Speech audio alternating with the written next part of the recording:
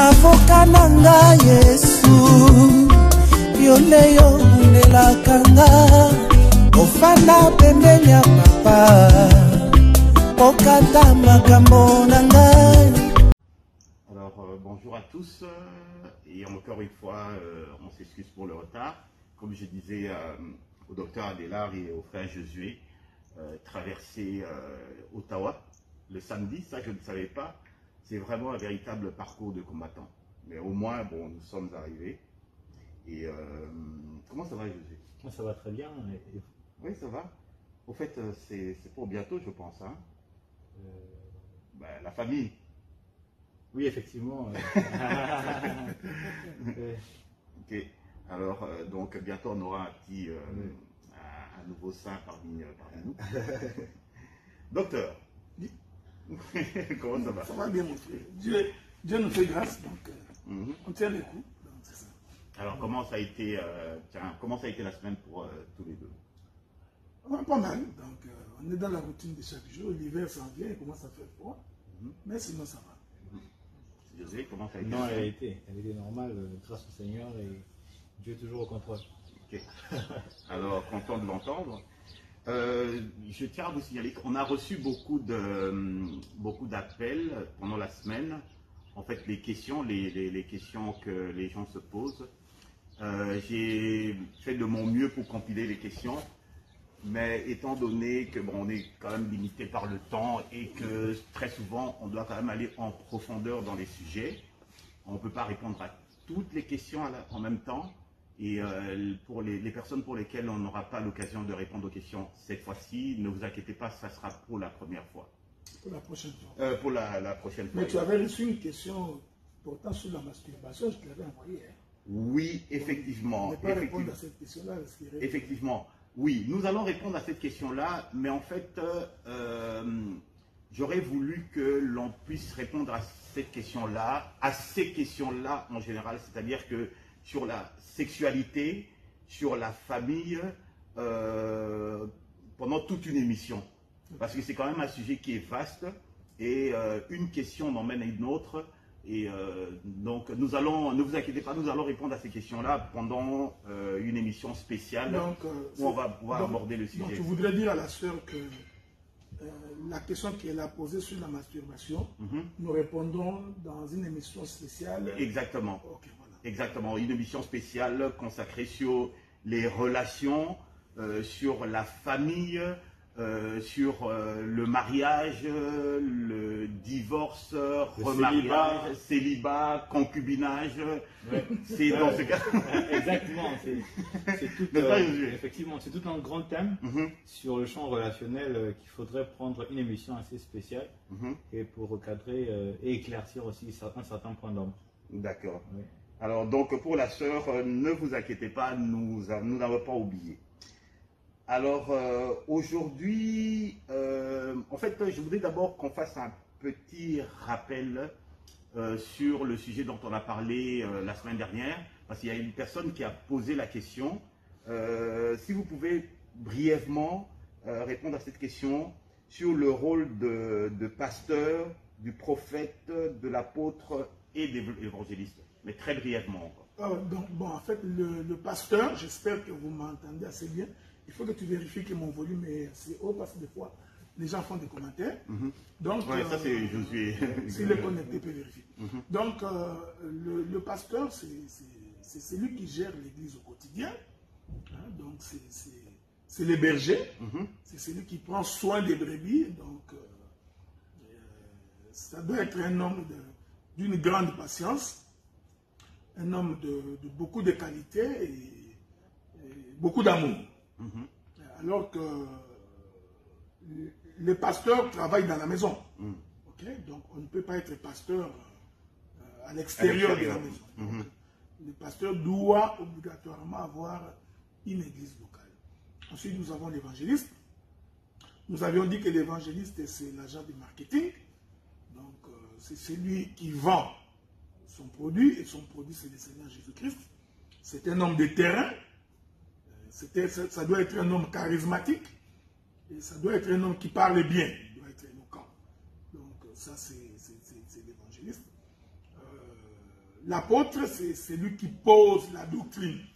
C'est le garant de la doctrine, c'est celui qui veille pour que les enseignements donnés ne vont pas au-delà de ce qui est écrit ou qu'ils sont en désaccord avec la doctrine du Seigneur. Nous avons les prophètes. Les prophètes, c'est l'aigle, c'est l'oiseau. Donc, c'est celui qui a la capacité de monter dans les hauteurs, c'est-à-dire de siéger dans les conseils de Dieu, quand bien même que tous les ministres y siègent aussi. Mais c'est celui qui a un regard perçant sur les Écritures, un regard profond sur les Écritures. C'est celui-là qu'on appelle le prophète. Vous comprenez ici que c'est... Je donne les grandes lignes. Okay? Les grandes lignes, oui. C'est très difficile il faudrait toute une vie pour établir nettement cette différence. Exactement. Alors que le docteur, c'est l'homme des détails. Donc c'est celui-là qui enseigne, qui donne la connaissance, qui fait en sorte que les éléments, des fois anodins, dans les Écritures, il en dégage la portée spirituelle. Donc c'est ce qui constitue les 5 lois de Dieu, c'est ce qui constitue les ministères de la parole. Donc c'est effectivement ça. Et vous-même, en tant que ministre dirigeant d'une assemblée, je sais que vous êtes vous avez le don de doctorat. Je vous ai vu le ministère de doctorat. Je vous ai vu sur le champ de l'évangélisation. Je vous ai vu également en train de défendre avec hardiesse la doctrine. Et je sais que vous vous comportez en pasteur. Est-ce que cette faculté-là est donnée à beaucoup de gens ou bien c'est une exception, c'est une grâce spéciale que Dieu donne à certaines personnes? Bon, écoutez, d'abord, je n'aime pas trop parler de moi, tu sais. C'est pas une bonne chose. Il ne faudrait pas que les gens aient l'impression que l'émission, nous la faisons pour parler de ma personne. Mais nous pouvons dire de façon impersonnelle, comme j'avais dit la fois passée, un homme peut avoir plus d'un ministère. Donc, voyez, mais il aura toujours son ministère principal. C'est-à-dire que nous pouvons avoir quelqu'un qui a le ministère doctoral, mais qui peut gérer l'église au quotidien comme un pasteur. Donc, nous pouvons également voir l'émergence du ministère pastoral, mais cependant, son ministère principal va donc rester le doctorat. Ce qui voudrait dire, parce que nous croyons que Dieu ne réunissant pas les gens gratuitement, ce qui fait que lorsque le ministère pastoral à proprement parler se manifestera dans une église, automatiquement les docteurs devraient céder cette responsabilité-là à celui qui est du domaine, à celui à qui Dieu a fait cette grâce-là. Mais comme également dans les choses de Dieu, il ne s'agit pas d'une superposition diamétralement opposée entre le ministère, il va de soi, mais quand bien même qu'on a un ministère quelconque, que dans l'intervention, dans l'agissement ou dans la manière d'agir, que l'on glisse dans un ou un autre ministère. Mais quelqu'un doit toujours avoir son ministère principal au travers duquel le Seigneur l'a appelé. Voilà, c'est ça. D'accord. Josué, est-ce que tu peux nous lire Matthieu 28 à partir donc 28 à partir de 19, chapitre 19, je vais vous arrêter. Donc on va aller, verset 19, probablement on va aller jusqu'au verset 20. C'est ça? Oui, 28, oui. Lisons la parole du Seigneur dans Matthieu au chapitre 28 à partir du verset 19. Il est écrit: Allez, faites de toutes les nations des disciples, les baptisant au nom du Père, du Fils et du Saint-Esprit. Amen. Amen. Okay. Alors, on sait que toutes les églises locales, docteur, fonctionnent certes sous la même commission. C'est ça que moi j'appelle la grande commission. Oui. Okay? Mais chaque église locale a une certaine particularité en ce qui concerne la mission, en fait. Alors, il y a quelqu'un qui nous a posé la question de savoir quelle est votre mission à vous, les assemblées des saints, ou bien vous, en tant qu'assemblée des saints de Montréal, de Ottawa et de Montréal, quelle est votre mission à vous? Bon, d'abord, il faudrait d'abord préciser qu'une église locale ne peut pas avoir sa propre mission. Vous voyez, donc, une église locale ne peut pas avoir sa propre mission. Je vais revenir, de la même manière que un prédicateur ne peut pas avoir sa propre prédication ou ses propres messages. Donc, la mission que nous avons, c'est une mission qui est inscrite dans la mission que le Seigneur a confiée aux apôtres. D'accord. Alors, cette mission-là, je crois que vous l'avez lu, dans Matthieu chapitre 28, c'est aller, faites de toutes les nations mes disciples. D'accord. Et la mission de l'Église, c'est justement faire des hommes, des disciples de Jésus, en leur prêchant la conversion, la repentance, la crainte de Dieu, l'abandon du péché, ce qui passe par le baptême d'eau et le baptême du Saint-Esprit, avec espérance que nous sommes pèlerins sur la terre et que nous sommes voyageurs, nous attendons que le Seigneur vienne nous enlever. Donc, une église ne peut pas avoir sa propre vision. Elle peut cependant avoir une vision plus ciblée sur telle et telle option. Non, je préférerais dire que, puisque nous sommes une église locale, c'est-à-dire que nous avons notre propre stratégie d'évangélisation.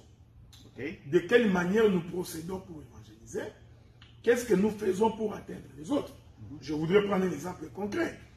Une émission comme celle-ci, où le prédicateur ou ministre de l'évangile répond aux questions, cela fait partie de notre stratégie d'évangélisation. Parce qu'il y en a beaucoup qui ont peur des questions. Il y a beaucoup de prédicateurs qui n'aiment pas qu'ils soient affrontés. Mais nous sommes disposés à pouvoir affronter n'importe quelle doctrine. Ça fait partie d'une vision locale, vous comprenez? Et cette vision locale que j'appelle moi une vision subsidiaire fait donc partie de la vision générale qui est celle de faire de toutes les nations les disciples de Jésus. Est-ce que tu as une question à poser, José, à ce sujet-là, vis-à-vis des assemblées, je dirais des assemblées des saints? En quoi est-ce que leur vision s'écarte un petit peu de la vision d'ensemble des autres assemblées, par exemple des églises de réveil? En quoi est-ce que les assemblées des saints sont un petit peu particuliers, je dirais? Est-ce que tu vois un peu où je veux en venir? Oui, effectivement, dans cet angle de message, de vision, il y a des assemblées qui disent qu'ils ont un message d'espérance. Bon, il y en a qui disent qu'ils ont un message de prospérité. Il y en a qui disent qu'ils ont un message de miracle et guérison. Ok. Donc, il y a tout un choc des visions qui se traduisent par là.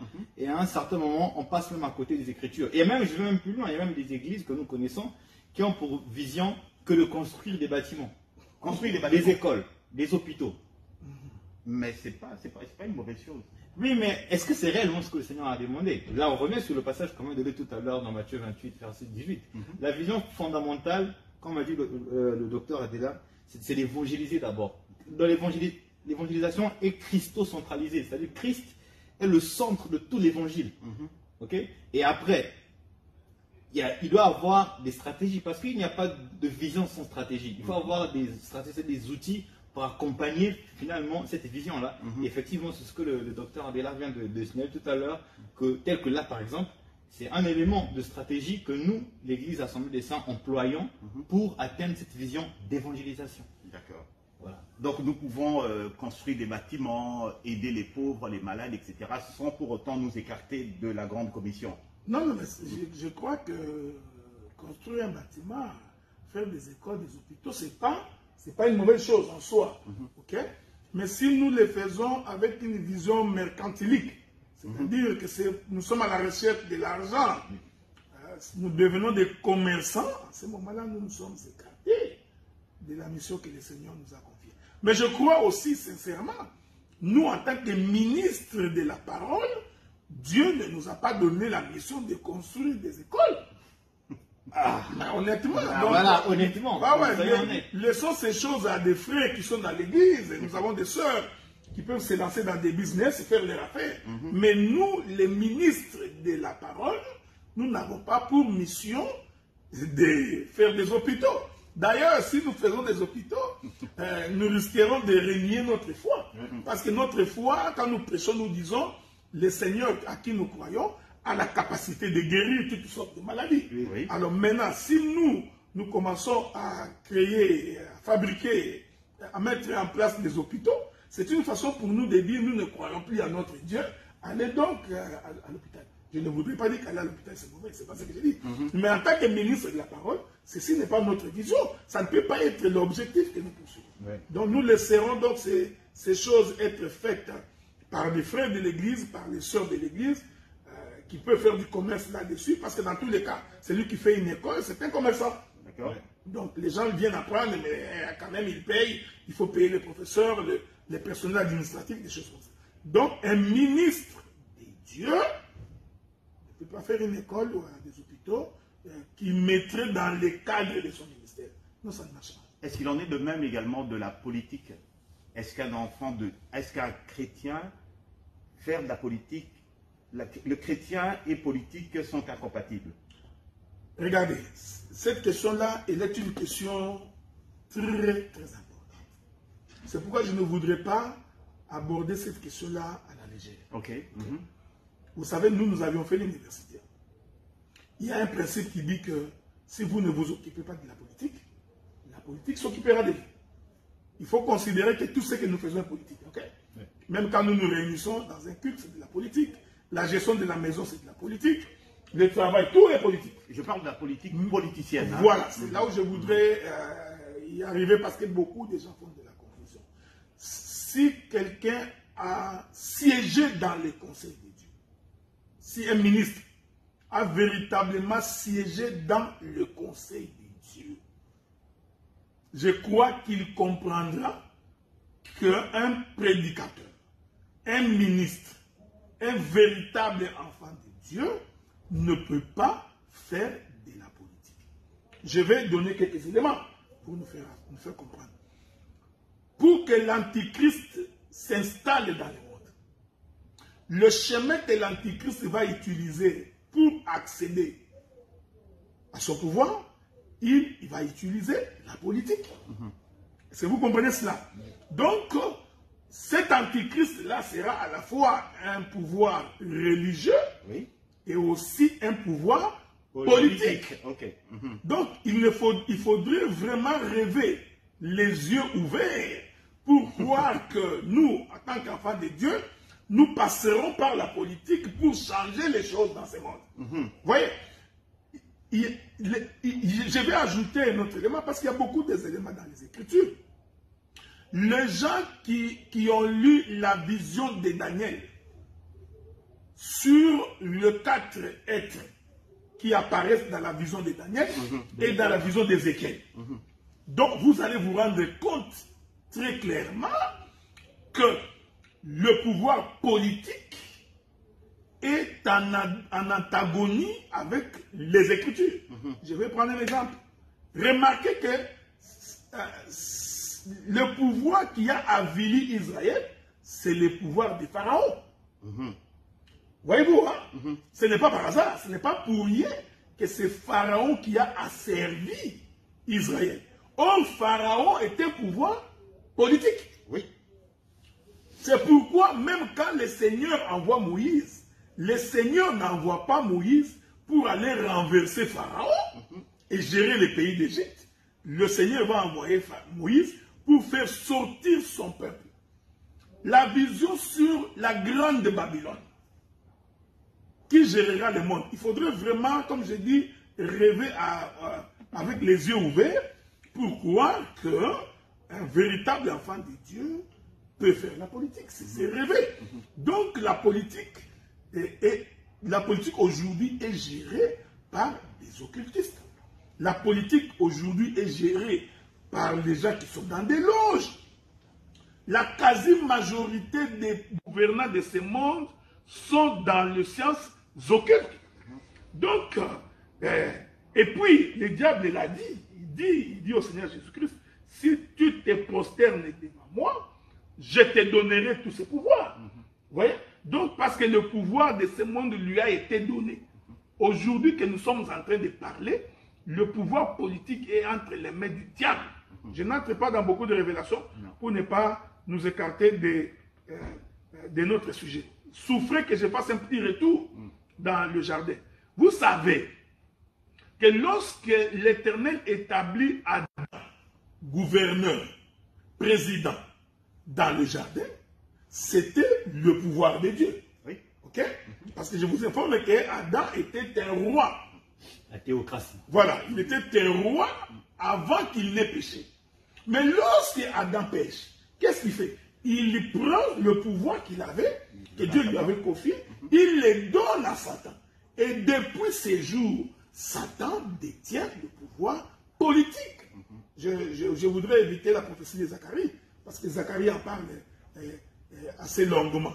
Donc, nous croyons humblement, sans esprit de cupidité, sans esprit de gloire. Nous croyons qu'un véritable enfant de Dieu, qui a compris la prophétie de l'Écriture, qui a compris les événements du temps de la fin, il comprendra bel et bien qu'il n'y a pas de place pour un enfant de Dieu de faire de la politique. Souffrez, je voudrais ajouter un élément parce que ça faisait l'objet de mon intervention le dernier dimanche. Remarquez, lisez la carte mondiale aujourd'hui. Avez-vous remarqué que la Russie, en attaquant l'Ukraine, parce qu'il faut lire les signes des temps, parce que l'Écriture dit, l'Écriture précise que quand arrivera le moment d'attaquer Israël, toutes les nations de la terre se ligueront. Alors, ce qu'on appelle généralement l'Organisation des Nations Unies, qui a un soubassement diabolique, ça il faut le dire, et qui prétend donner la paix dans le monde, et vous vous rendez compte malheureusement que l'ONU n'a jamais donné la paix dans le monde. Il ne faut pas rêver. Il n'y a aucun pays, aucun coin dans le monde où l'Organisation des Nations Unies est allée et que la paix a été établie. Je pense qu'ils ont été d'ailleurs chassés dernièrement du Congo. Non, de la République du Congo, ils ont été chassés. Les Français ont été chassés au Mali. Donc, il ne faut pas rêver. Donc, cette histoire de l'Organisation nationale, si c'est l'Organisation mondiale des Nations Unies, là, c'est des rêveries tout simplement. C'est un instrument du diable. Okay? Je disais à une sœur, j'ai dit, ce sont des prédications comme ça qui vont entraîner la persécution. Hein? Parce que des choses que nous prêchons peuvent entraîner notre mort. Hein? Ce n'est pas que tu as pris la femme d'autrui, on t'a tué, tu dis que non, c'est la tribulation. Non, la vraie tribulation, c'est lorsque nous parlons de ces choses. Nous démontrons que cette histoire de l'ONU, c'est de l'aventure. C'est un organisme qui est à la solde de l'Antichrist. Donc, une façon de créer un gouvernement mondial. C'est ce qu'on fait. Tout le monde va entrer dedans. La Russie attaque l'Ukraine. En attaquant l'Ukraine, tous les pays de la Scandinavie demandent à entrer dans l'Union européenne et dans l'OTAN. Vous voyez? La Norvège, la Suède, la Finlande, le Danemark, l'Écosse, tous ces pays-là voudraient entrer. Pourtant, ils étaient des non-alignés. Maintenant, regardez. La Russie, en poussant, ils savaient que les autres pays vont entrer. Mais je vous informe que la Russie ne prendra pas l'Ukraine. Parce que pour que la prophétie s'accomplisse, il faut qu'il y ait un gouvernement mondial. Aujourd'hui, je l'avais dit au cours d'une de mes interventions, aujourd'hui, tout le monde parle de démocratie. C'est comme tu croirais que la démocratie est la bonne manière de gouverner. Non. Donc, aujourd'hui, vous vous opposez à la démocratie, vous allez disparaître. C'est simple. Et cette démocratie-là a comme soubassement ce qu'on appelle la laïcité. C'est-à-dire que nous ne croyons en aucun Dieu, que chacun fasse ce qu'il veut, selon sa religion.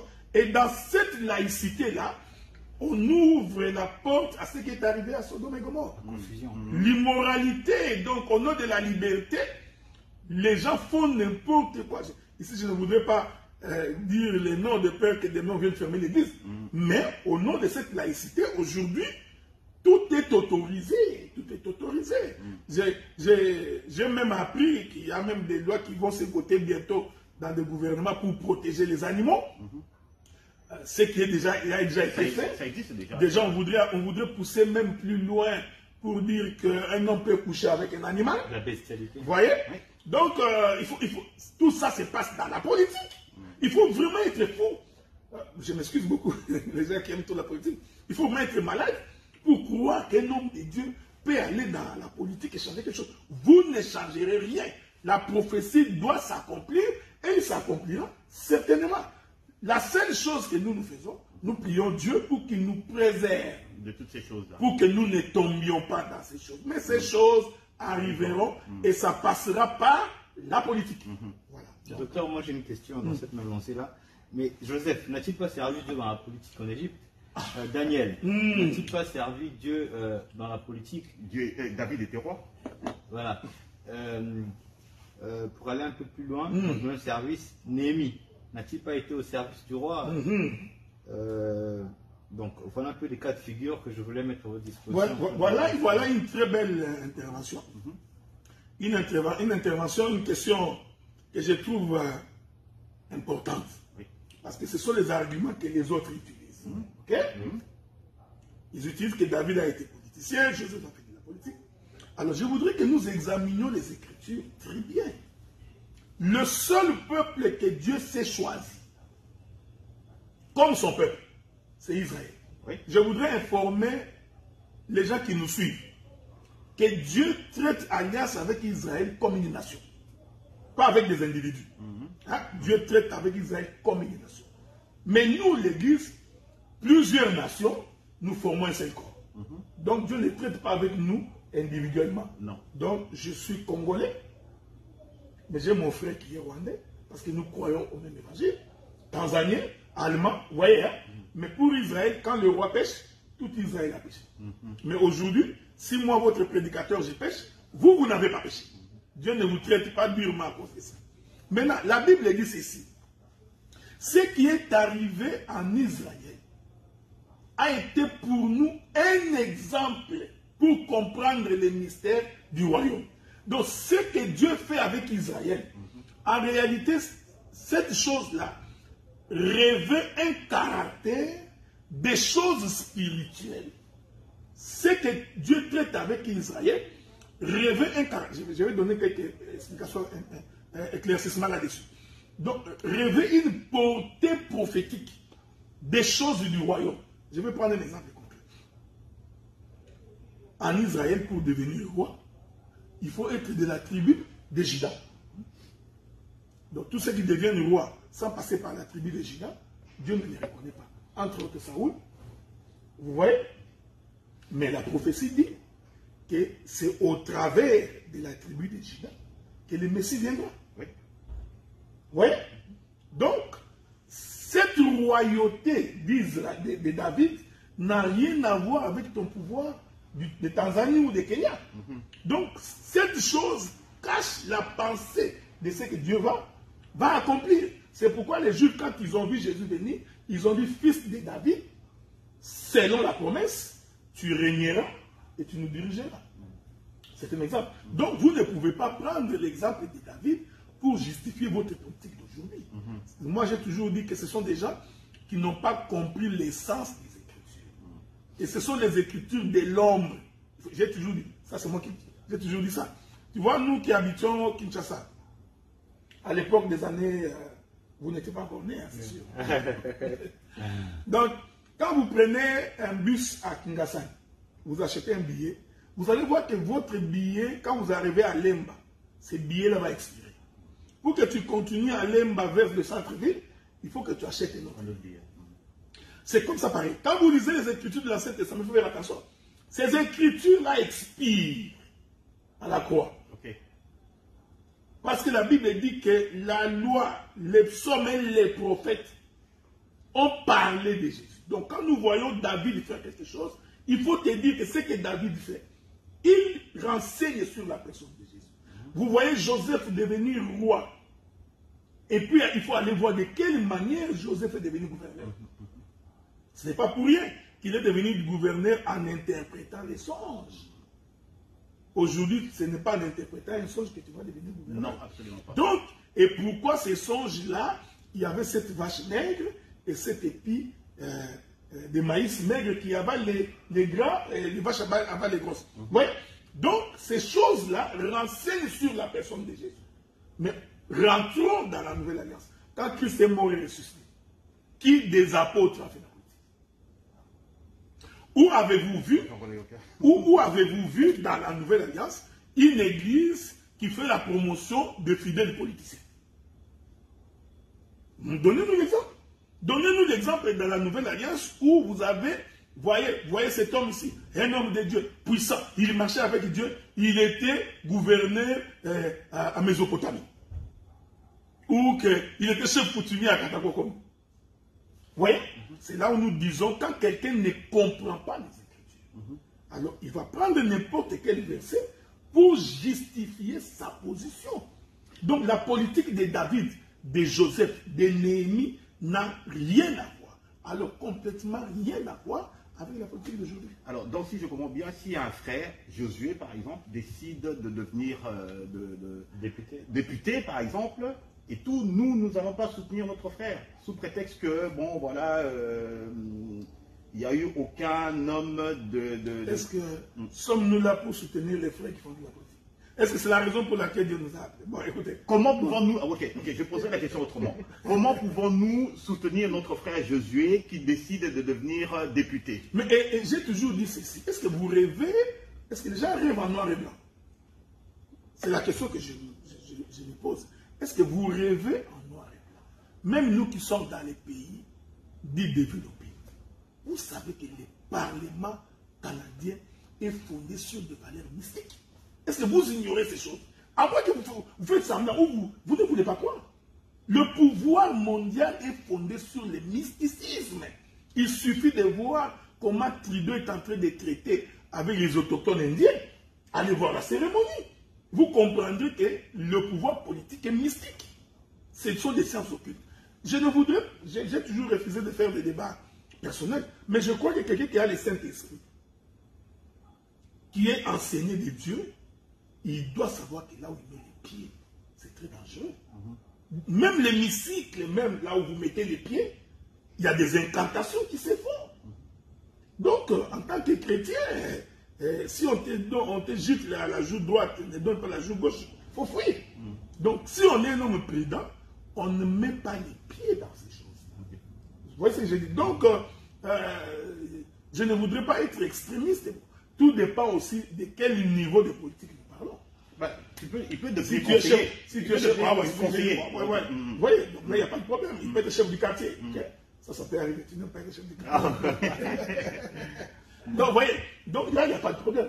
La question ici, il y a des niveaux du mysticisme dans la politique mondiale. Je voudrais ici donner un exemple. Les gens qui nous suivent, des fois, ne comprennent pas. Je prends l'exemple de mon pays, du Congo. À l'est du Congo, il y a la guerre. Il y a la MONUSCO, la Mission mondiale des Nations Unies pour le Congo. Donc, c'est-à-dire tous les gouvernements du monde entier sont au Congo. De l'autre côté, nous avons un voisin, le Rwanda. Il y a une guerre qui se passe dans la forêt pendant 20 ans. Comment ces gens sont-ils armés? Comment pendant 20 ans, même si vous tirez, mais après 20 ans, les munitions doivent s'épuiser. Dites-nous comment pendant 20 ans, ces gens-là, dans une contrée enclavée, continuent à être armés. Donc vous comprenez que il faut pas... C'est comme j'ai étudié ça en sociologie. Il y a la classe politique que vous voyez qui dirige, mais en réalité, il y a une classe qu'on appelle la classe hégémonique. Cette classe-là n'apparaît pas. Les gens qui prennent des décisions, ils n'apparaissent pas. Les gens qui décident qui deviendra président, ils n'apparaissent pas. Parce que je vous informe, tu ne peux pas devenir président dans un pays si tu ne fais pas alliance avec des gens qui sont dans les occultismes, ils vont te combattre. Donc c'est pourquoi j'ai dit tout simplement, il y a des niveaux de la politique qu'on peut faire, il y a des niveaux qu'on ne peut pas faire. Comme Daniel. Comme Daniel. Mais c'est comme je disais, même le cas de Daniel, parce que ce n'est pas le temps d'interpréter. Hein? Non. Ne voulons pas interpréter. Mais regardez Daniel. Quand on est parti le prendre, on l'avait pris d'abord parce qu'il était un homme sage. C'était un notable. Hein? Parce que le roi de Babylone n'a pas choisi des idiots. Il a choisi les notables. cette chose est prophétique.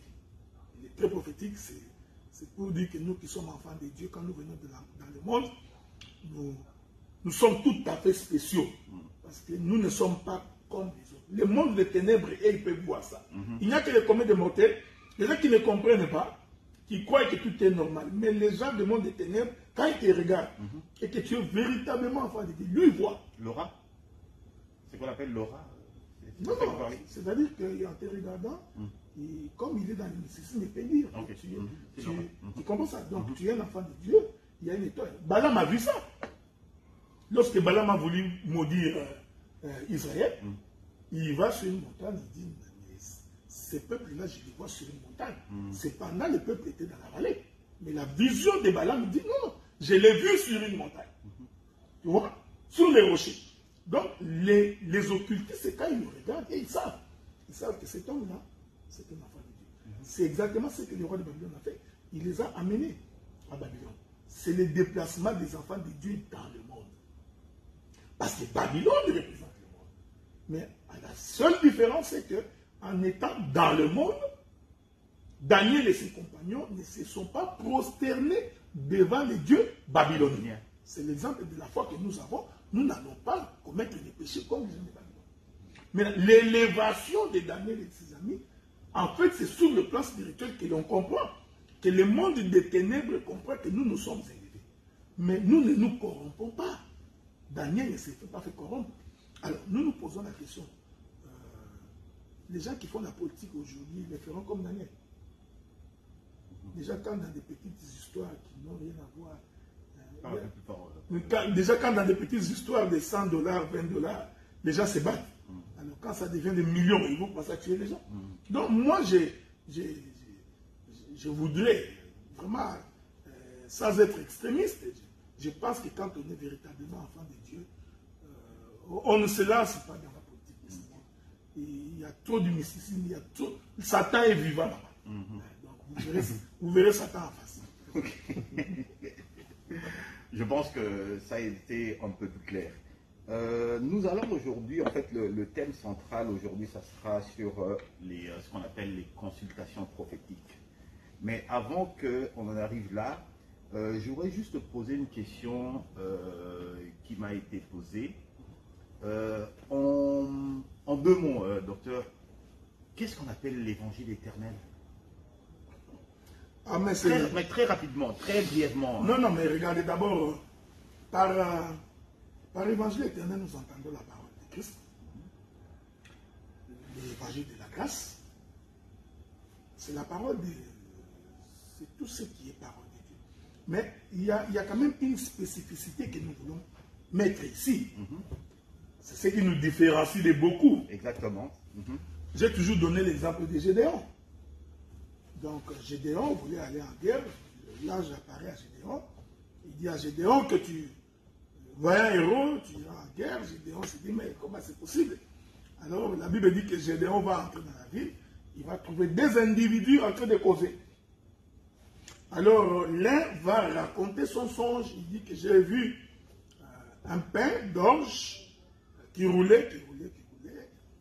Et ce pain-là va frapper une maison. La maison va être renversée sens dessus, sens dessous. Alors, celui qui a écouté les songes va interpréter, va dire, le pain d'orge que tu as vu là, c'est l'épée de Gédéon. Or, vous savez que le pain d'orge, c'est le pain des pauvres. Okay? Parce que les riches mangent les blés, le pauvre mange l'orge. Donc, ce que l'homme avait vu, c'était le pain des pauvres. Lui qui était riche, il s'est fait pauvre. Ce pain-là, c'est le Seigneur Jésus-Christ. Donc, dès que Gédéon a entendu l'interprétation et l'explication du songe, il s'est prosterné, il a compris que Dieu lui a envoyé une songe. Donc, ce qui fait la spécificité de l'évangile éternel, c'est que nous mettons un accent particulier sur l'interprétation et l'explication de l'écriture. Donc, nous considérons que toute écriture étant inspirée de Dieu, donc nous instruit, nous corrige, nous censure, et que l'écriture en elle-même n'est pas la parole de Dieu, il faudrait donc interpréter l'écriture pour que le peuple soit sauvé. Bien. Donc c'est surtout au niveau de l'interprétation. L'interprétation. Ok, c'est pour ça que vous multipliez les enseignements et tout, n'est-ce pas? Mais parce que si une église n'a pas d'enseignement, c'est une église morte. Hein? Donc, la Bible dit, jeune fille, garde l'enseignement de ta mère. Donc, c'est par l'enseignement que l'on arrive à comprendre Dieu. C'est par l'enseignement qu'on est capable de distinguer le bien du mal. C'est par l'enseignement qu'on a les deux pieds dans la doctrine. Donc, une église sans enseignement, qui n'est remplie que de prédication, cette église-là va être emportée par tout vent de doctrine. Alors, docteur, Vas-y. non, en fait, je voulais savoir les différences qui existent entre... parce que j'ai parcouru en fait le Nouveau Testament et je me suis rendu compte qu'il y a quatre types d'évangiles qui sont annoncés.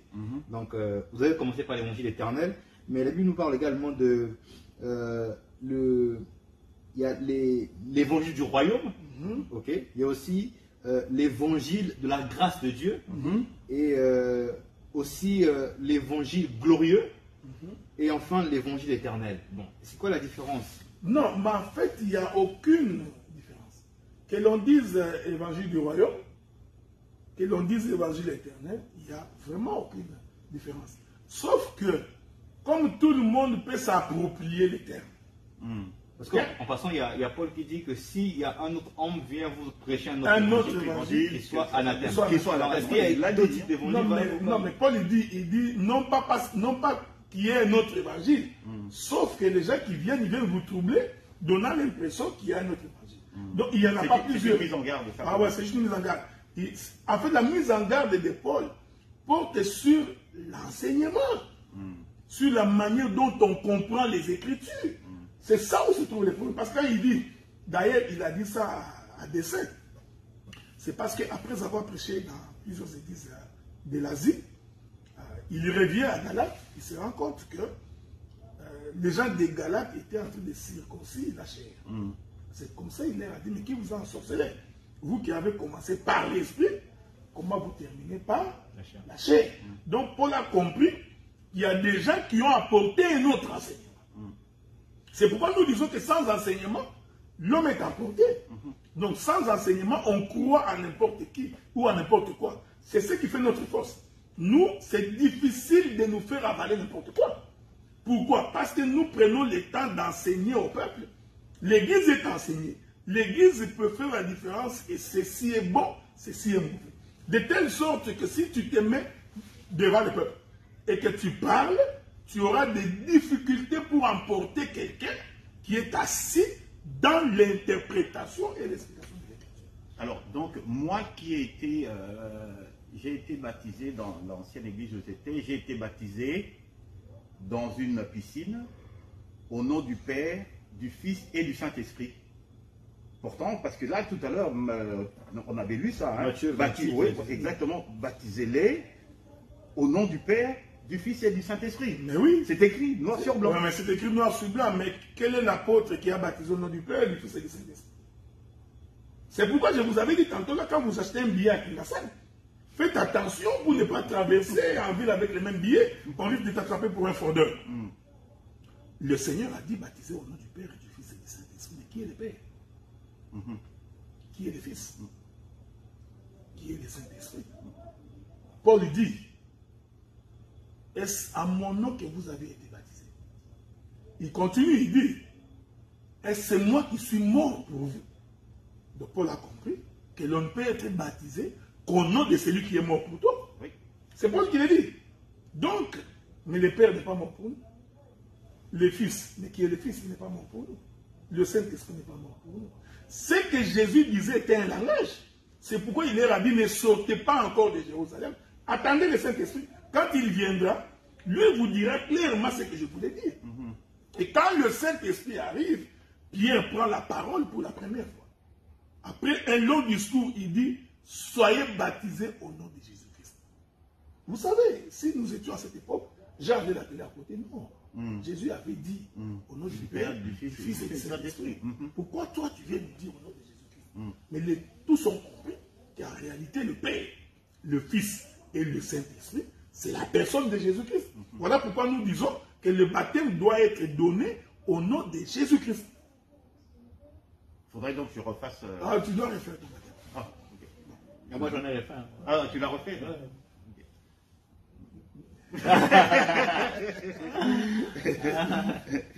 Alors, donc vous avez défini l'évangile éternel. Je voudrais ici spécifier que c'est... Il ne faut pas que ce soit un slogan. Okay? Donc, ce n'est pas un évangile spécifique. Non, non. C'est-à-dire qu'on parle de l'évangile de paix, du royaume, glorieux, c'est la même chose. Mais c'est le contenu. Hein? Nous, on n'a pas de problème avec les contenants. On s'en fout du contenant. On voudrait vérifier les contenus. Ce n'est pas comme ce que ces femmes-là ont dit. Fais-nous juste porter ton nom, mais notre pain, nous allons nous en trouver nous-mêmes. Non, non, non. Nous voulons et les noms et le pain puissent concorder. Donc, un évangile qui n'a pas d'interprétation, c'est du Wenge Musica. Maintenant, on va rentrer donc dans les consultations prophétiques. Et je voudrais juste que vous nous définissiez un peu, en fait, c'est quoi, qu'est-ce qu'on appelle prophétie, qu'est-ce qu'on appelle don de prophétie, qu'est-ce qu'on appelle ministère de prophétie, non, ministère prophétique. Regardez, bon, il faut d'abord dire que ça, je parle comme un initié, hein, comme quelqu'un qui connaît les Écritures. Toute la Bible est une prophétie. Okay? Toute la Bible est une prophétie. Donc, depuis la création jusqu'à l'Apocalypse, tout ce que Dieu dit est une prophétie. Parce que Dieu dit des choses qui vont arriver. Dès qu'il entre dans l'état, il commence à annoncer ce qui va arriver. Dès que Dieu entre dans l'état, il prophétise. Donc, la création d'Adam, tout ce qui se passe, les Noé, les Habakkuk, tout ça, c'est la prophétie. Donc, de façon générale, la Bible est une prophétie. Il faut avoir les codes pour comprendre la prophétie de Dieu. Maintenant, ce que nous appelons le ministère prophétique, ça nous sommes dans la Nouvelle Alliance, je l'ai expliqué tantôt là, c'est cette capacité d'aller, de monter dans les airs. C'est-à-dire, je ne peux pas le dire comme ça parce que c'est par l'esprit que l'on sonde ces choses. Vous voyez, donc je ne peux le dire que par des exemples. Je voudrais prendre un exemple concret. Le sacrificateur Élie, parce qu'il y a les prophètes Élie, mais il y a le sacrificateur Élie aussi. Le sacrificateur Élie étant devenu vieux, ses enfants aussi qui étaient sacrificateurs, commençaient à prendre les femmes dans l'assemblée. Ils commençaient à prendre de la nourriture sur l'autel, ils se choisissaient, ils commençaient à faire beaucoup de choses qui étaient mauvaises. C'est comme ça que Dieu avait suscité Samuel pour que Samuel devienne sacrificateur. Maintenant, la Bible dit qu'un jour, Israël était en combat. Alors, les fils d'Élie, les sacrificateurs, vont donc mourir. Ici, je donne un exemple pour que les gens comprennent ce que nous appelons les ministères prophétiques. Alors, dans ces combats-là, quand les enfants meurent, un prophète devrait nous expliquer c'est quoi la mort de ces trois enfants. Ok? Les enfants meurent. On vient annoncer au sacrificateur Élie que ses enfants sont morts. Élie était assis sur une chaise. La Bible dit qu'il tomba par la renverse, c'est-à-dire par le dos. Dès qu'on annonça la mort de ses enfants, Élie tomba par le dos et il se brisa la nuque. Ça, le ministère prophétique doit être capable de s'aider. Donc, il ne faut pas venir faire un peu de sport, non. Non, tu as quelques petits dons, tu penses que tu as le ministère prophétique. Non, non, non, non, non. Donc, le ministère prophétique, tu vois, c'est ce que j'ai dit. Ça, il faut que tu sois capable de l'expliquer. Expliquez-nous qui sont les enfants, qui étaient la femme de Caïn. Par exemple. Ok? Le ministère prophétique doit voler, parce que ça, si tu ne voles pas, tu ne peux pas expliquer ça. Ok? Donc, la Bible dit, il est une honte pour l'homme d'avoir des longs cheveux. Mais Samson avait une longue cheveux. Les gens qui font les vœux de Nazaréen ne coupent pas les cheveux. Pourquoi? Tu vois, ça, ce sont les domaines prophétiques. Donc, c'est ce que nous appelons quelqu'un qui a la capacité d'expliquer ça. Il va nous expliquer le ministère prophétique. Je peux soulever une question. L'Antéchrist sortira par où? Par quelle porte va-t-il sortir? Un prophète, ministre, il a la capacité de nous dire, il sortira par telle porte. L'alliance que la Russie fait avec la Chine, place-les dans la ligne des temps. Il faut que tu sois capable de les placer. Où est-ce que tu places la guerre de Gog, Magog? Armageddon. Les milléniums. Comment vivrons-nous sur la terre? Comment ça va se passer? Où se trouve le paradis? Donc, tu vois? Donc, ça, c'est le ministère prophétique. Et les dons de prophétie, c'est autre chose. Les dons de prophétie, c'est autre chose. Les dons de prophétie, c'est cette capacité que Dieu donne à un homme de prédire. De prédire, et généralement, ce qui différencie les ministères prophétiques aux dons, les dons de prophétie vont beaucoup plus porter sur la vie du peuple. Ok. Tu vois? Donc, la vie du commun des mortels. Alors que le ministère prophétique portera sur la projection dans la ligne des temps des accomplissements des choses que Dieu a annoncées. D'accord. Okay? Ce qui n'a rien à voir avec les dons de prophétie, parce que les dons de prophétie, c'est sûr. Je voulais quand même ajouter quelque chose ici. Je ne sais pas si on trouvera cette écriture-là. Regardez. Okay. Parce que beaucoup de gens font des confusions. Souffrez, hein, je cherche l'écriture-là. Il y a une écriture où Dieu est en train de parler à Aaron et à Moïse. Si je trouve ça, je bénirai le Seigneur. Mais sinon, je vais revenir plus tard.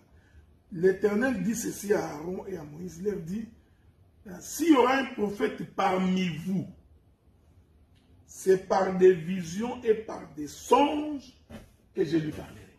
Okay? Donc Dieu ne peut pas se contredire. Je n'ai pas encore trouvé, mais je suis en train de la chercher. Si quelqu'un ne peut pas nous l'envoyer.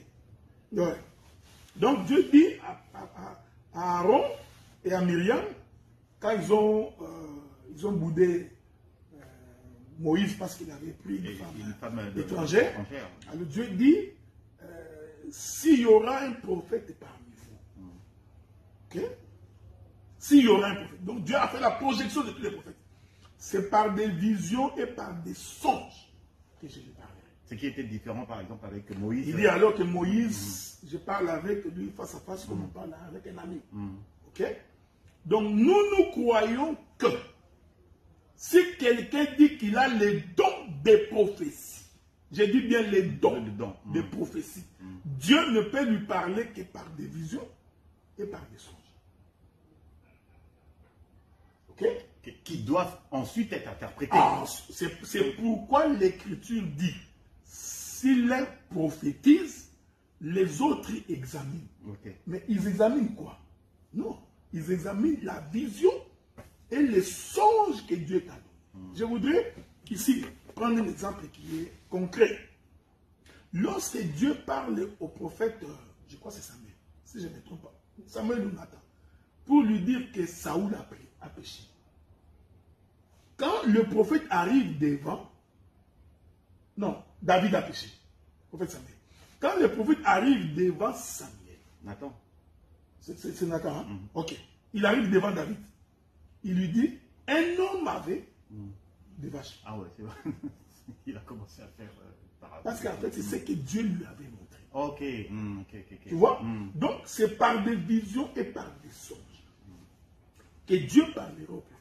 Nous pouvons également ajouter, ça c'est un élément que j'ai toujours mis entre guillemets, par des voix audibles. Ok? Parce que Samuel a entendu la voix. La différence qu'il y a ici, c'est comment sauras-tu que la voix que tu entends, c'est Dieu qui parle. Tu vois, c'est ici que nous devons examiner. Les autres prophètes doivent examiner. Comment qu'est-ce qui ne dit pas que c'est le diable qui parle, que c'est la voix de Satan que tu as écouté, que ce sont les démons que tu as écoutés. Ça, ce sont, je dis, ça peut arriver. Mais généralement, un prophète, quand quelqu'un dit qu'il est prophète, qu'il a les dons des prophéties, Dieu, s'il voudrait lui montrer des choses, il lui montrerait des images et des visions. C'est pourquoi ça, j'enseigne le peuple. Si quelqu'un te dit que Dieu m'a parlé, Dieu m'a dit, il faut toujours lui poser la question, qu'est-ce que tu as vu? Il va te dire, par exemple, que bon, pendant que j'avais les yeux fermés ou les yeux ouverts, parce qu'on peut avoir une vision, les yeux fermés, les yeux ouverts, j'ai vu une antilope qui passe. L'antilope, on l'a tirée et l'antilope est morte. Ça, c'est une vision. Maintenant, il faut faire attention pour interpréter cette vision. Alors, quand on est véritablement un prophète, on doit demander à Dieu, Dieu, qu'est-ce que c'est que j'ai vu? Dieu te dira, l'antilope que tu as vu, c'était le frère. La flèche que tu as vue, c'était tel problème qui va lui arriver. Tu vois? Donc, aujourd'hui, les gens disent des choses n'importe quoi. Dieu m'a dit, non, non, non. Des fois, l'homme est convaincu, c'est sa conviction. Tu vois? Ça, c'est autre chose. Donc, l'homme a une conviction par le Saint-Esprit, peut dire une chose, mais c'est très dangereux que de dire Dieu m'a dit. Ok. J'ai toujours donné un exemple, je n'aime pas parler de moi, mais je vais m'en parler. J'ai les dons de la parole de connaissance. Je me trompe rarement. Ça peut arriver que je me trompe, ça peut arriver. Mais dans la quasi-majorité, quand Dieu me met une parole de connaissance et que je dis à quelqu'un, ça arrive exactement ce que j'ai dit. C'est quoi la différence avec le Réma? C'est la même chose? Je ne sais pas ce que tu as ramassé vraiment. C'est ce que tu as ramassé dans les assemblées de Dieu, c'est sûr. Bien entendu. Moi, pas dans la Bible. Je viens de là. Bon, beaucoup de gens disent Réma. Non, non, il y a c'est pas dans la Bible. On appelle ce qu'on appelle la parole de connaissance. connaissance. C'est-à-dire que tu peux regarder quelqu'un, tu sens une parole qui montre à toi, tu dis la chose de vrai. J'avais dit ça sur toi, tu ne sais pas. La première fois qu'on s'est vu avec Josué, je suis rentré à la maison, j'ai dit à ma femme, Josué est comme ça. Et ma femme, le jour où il t'a vu, il a témoigné. Effectivement, ce qu'il t'a dit est vrai. Donc ça, je ne peux pas dire que Dieu m'a dit. Non. C'est-à-dire c'est une parole de connaissance. Les gens font beaucoup de confusion. Il y en a d'autres qui confondent la déclaration avec la prophétie. Je prophétise sur toi. Non, tu ne prophétises pas sur quelqu'un. Tu fais une parole de déclaration. C'est un souhait. Parce que l'Écriture dit, je voudrais que tu prospères à tous égards, comme prospère l'état de ton âme. Donc, déjà le fait que quelqu'un vient au Seigneur, qu'il croit au Seigneur, Dieu a déjà prévu dans les Écritures que cet homme doit prospérer. Maintenant, si quelqu'un vient nous dire, je prophétise sur toi, tu vas aller de l'avant, tu iras... Non, non, mais ça c'est de l'aventure. Parce que Dieu ne peut pas se répéter comme ça. Puisque Dieu a déjà dit que c'est lui qui croira en sa parole. Puisque son âme va prospérer, son état matériel aussi prospérera. Donc, dès que tu vis la parole de Dieu, la bénédiction te suit automatiquement. Donc, maintenant, si